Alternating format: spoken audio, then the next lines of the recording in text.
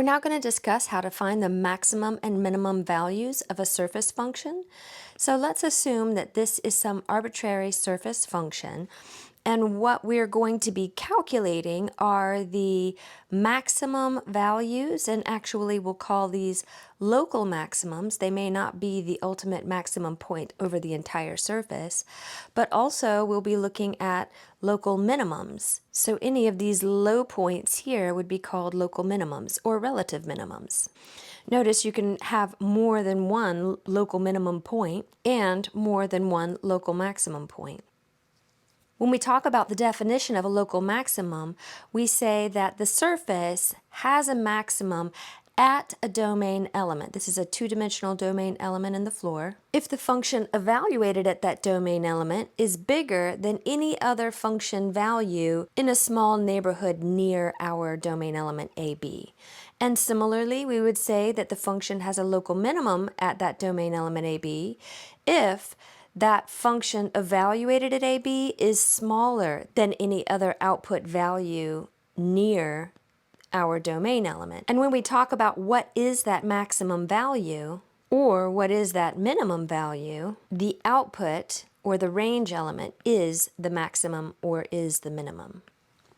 We're going to follow a similar process to determining these relative extrema that we did in Calculus 1, which is that basically we're going to find a critical point and then perform some tests on that critical point to determine if that domain element generates a max, a min, and we'll also see potential saddle points here in 3 dimensions.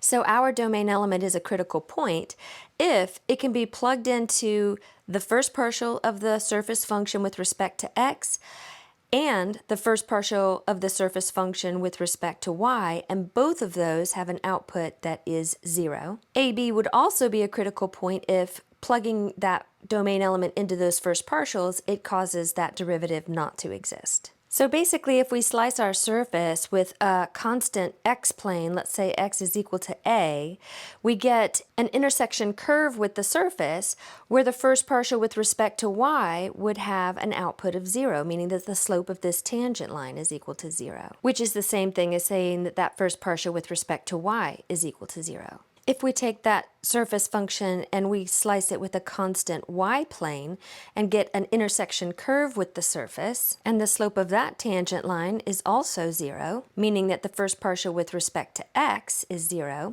then that means we have a nice rounded off top at this domain element AB, and this is a place that we would call a critical point. This is a place at which we could achieve a local maximum or a local minimum. If we were to take a surface function and slice it with a constant x-plane, and we get an intersection curve with that surface, where this first partial with respect to y does not exist, this is also a point at which we could have a local maximum or a local minimum, and therefore also a point that we would call a critical point. Now here we have a theorem that says if a surface function has a local max or a local minimum at this domain element, and the first order partial derivatives exist, which means that we're not looking at this case, then they must have both been equal to 0 when we plugged in the domain element to those first partials, which means that if this didn't happen, then this must have happened if we are a maximum or a minimum. In other words, one of these two things is happening if we have a maximum or a minimum. If a surface function has a max or a min at that domain element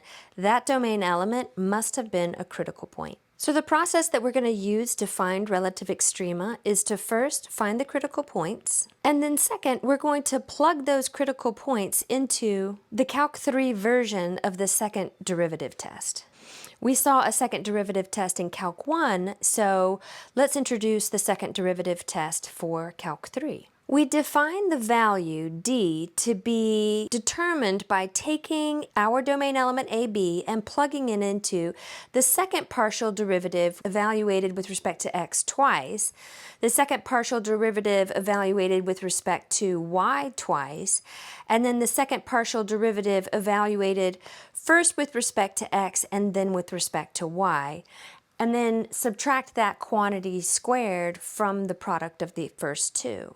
Whatever we get as an output from this after we've plugged our domain element into it, if that output is greater than 0 and the second partial derivative with respect to x twice is also positive, then our surface is going to have a relative maximum at that point. If that output is positive and the second partial derivative with respect to x twice is negative, then we'll say that our surface achieves a minimum at that point. But if that output is negative, then the corresponding ordered triple is going to be what we call a saddle point. And basically a saddle point means that if we slice in one direction, we get a maximum, but then slicing in another direction, we might get a minimum. From one side it's a maximum, from another side it's a minimum. So we call this a saddle point. Now this formula for calculating D might seem tricky to memorize, but there is a convenient way to remember that formula, and it is that it follows the pattern of taking the determinant.